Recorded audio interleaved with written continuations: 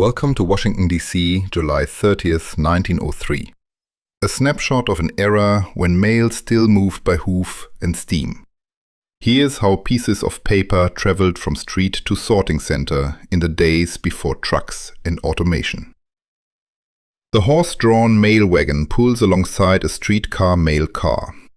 A quick handoff, mail bags exchanged in fluid motion, captured in a single unbroken shot by cameraman A.E. Weed. And just like that, they depart. All in just 78 seconds of colorized, upscaled footage. This is the pulse of a moment, a quiet miracle of motion. And a reminder that even in the simplest act, there's a story worth telling.